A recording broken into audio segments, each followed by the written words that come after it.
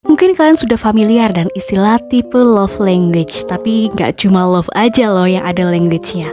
Apology juga ada language-nya. Oh teman-teman, it's me Mei Lily, anak kimia penderita gangguan jiwa yang suka cosplay. Welcome to Magically Channel. Sama seperti mengutarakan cinta, menyampaikan maaf juga harus diutarakan dengan bahasa yang dapat diterima dan dipahami oleh orang yang kita sakiti. Jika tidak dipahami, permintaan maaf kita bisa jadi tidak tersampaikan, dan lebih parah lagi, justru menciptakan kesalahpahaman. Salah satu kasus yang bisa kita jadikan study case kali ini adalah pertengkaran saudara kembar selebgram YouTuber Tasya and Tashi. Udah pada kenal semua dong secara Tasya dan Tashi ini tuh selebgram yang famous banget ya, hits banget lah. Terlepas dari siapa yang salah dan benar, di video ini aku akan coba membreakdown apakah Tashi sudah menerapkan apology language dalam menyampaikan maaf pada Tasya. Jenis pendekatan apology language apa sih yang digunakan Tashi? Kalau kita ambil referensi dari buku Five Love Language yang ditulis oleh Gary Chapman bersama seorang psikolog bernama Jennifer Thomas yang juga di dalamnya ini membahas Five Apology Language, dia menjelaskan kalau Five Apology Language ini adalah dasar teori yang membantu seseorang meminta maaf dengan berbagai cara, tergantung kondisi dan metode yang sesuai dengan sang penerima ucapan maaf. Di buku itu dijelasin ada 5 langkah dalam menyampaikan apology language. Di antaranya expressing regret, accepting responsibility, making restitution, genuinely repenting, and requesting forgiveness. Seperti yang kita tahu, tiap orang punya tipe love language masing-masing. Tapi dalam apology language itu lebih ke kayak urutannya yang beda-beda. Ada yang dimulai dari nunjukin rasa bersalah dengan minta maaf, baru berusaha tanggung jawab setelahnya. Tapi ada juga orang yang lebih mentingin nunjukin tanggung jawab duluan, tapi urusan minta maafnya bisa belakangan. Bukan berarti kalau urutannya salah jadi bikin tambah masalah, enggak sih. Cuma mungkin jadi kurang menyentuh aja gitu, kurang ngena gitu. Bahkan di drama Beauty Inside, apology language-nya ini dimulai dari step memohon dimaafkan, baru mengungkapkan penyesalan dengan meminta maaf secara langsung, kemudian mengaku salah, gak lupa buat berkomitmen untuk gak melakukannya lagi, dan tentunya berusaha memperbaiki keadaan. Makanya di drama ini dia sukses meminta maaf kepada sahabatnya ini. Oke, kita bahas satu-satu ya. Tapi seperti biasa, sebelum kita lanjut ke pembahasannya, buat kalian yang belum subscribe, please subscribe dan jangan lupa nyalain lonceng notifikasinya supaya kamu nggak ketinggalan kalau aku upload video baru. Nggak perlu lama-lama lagi, mari kita lanjut ke pembahasannya. Yuk! Yang pertama, expressing regret atau mengungkapkan penyesalan. Kata kuncinya adalah maaf yang diucapkan atau dituliskan dengan sepenuh hati. Kamu juga perlu menyampaikan dampak atau perasaan yang mungkin dirasakan oleh penerima maaf untuk menunjukkan kalau kamu benar-benar menyesali perbuatan kamu. Yang kedua adalah accepting responsibility atau menerima tanggung jawab. Kalimat aku salah ini adalah kata kunci yang paling ingin didengar oleh mereka yang memiliki bahasa permintaan maaf ini. Untuk menunjukkan kalau kamu benar-benar merasa bersalah, aku sarankan kalian buat jangan berusaha deh mencari excuse seperti mencari pembenaran atas kesalahan kamu atau coba cari-cari alasan. Yang ketiga adalah making restitution atau memberi ganti rugi.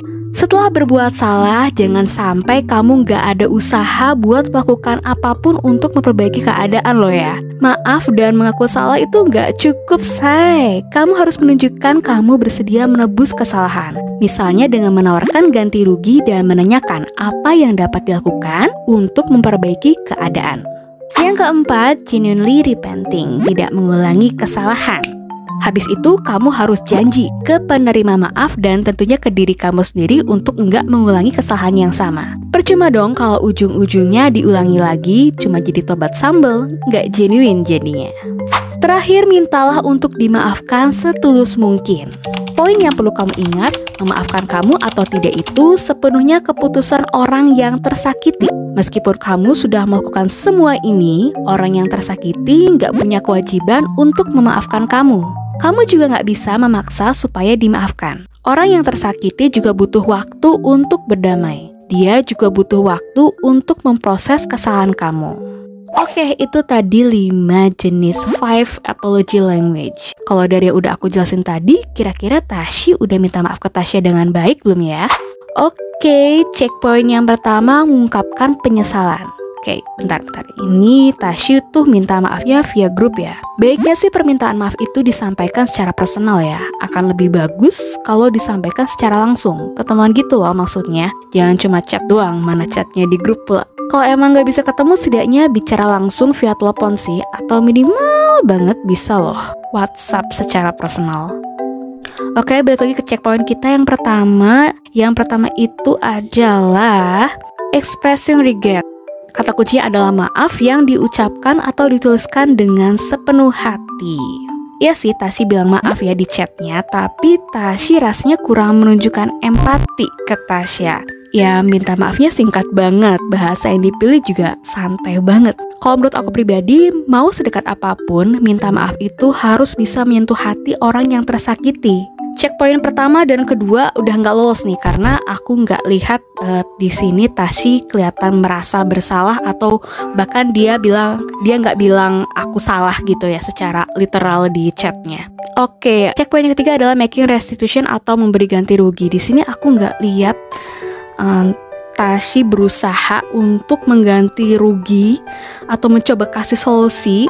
Mungkin ya kalau misalnya ini aku, untuk checkpoint yang ketiga ini aku bisa nawarin buat mengganti kehadiran aku dengan bikin video gitu misalnya. Atau aku akan datang sehari sebelum perayaannya. Tapi yang aku lihat tuh dia baru ngechat H-1 ya. Mungkin buat kalian enggak, tapi ini salah satu hal yang menurut aku jadi kesannya kurang genuine sih kalau misalnya baru H-1 ngabarin kayak gini. Jadi checkpoint ketiga juga gak lolos. Checkpoint keempat juga nggak terpenuhi karena di sini Tashi nggak pernah janji buat ngulangin tindakan seperti itu. Dan paling fatal, Tashi nyuruh Tasya untuk jangan marah-marah. Dia nggak bener-bener kayak requesting forgiveness gitu. Bukannya hal yang manusiawi ya kalau misalnya merasa marah sama Tashi gitu. Ini terjadi beberapa kali dan kayaknya Tashi nggak pernah berusaha untuk melakukan sesuatu gitu. Nah, dari yang aku lihat ini, menurut aku sangat wajar sih kalau misalnya Tasya masih marah sama Tashi. Sampai di sini dulu pembahasan kita kali ini. Kalau kalian suka dengan video ini, please like, comment, and share ke semua sosial media yang kalian punya, supaya teman-teman kalian tahu kalau ada video ini. Terus buat kalian yang belum subscribe, please subscribe dan jangan lupa nyalain lonceng notifikasinya supaya kamu gak ketinggalan kalau aku upload video baru. Terima kasih sudah menonton video kali ini and see you!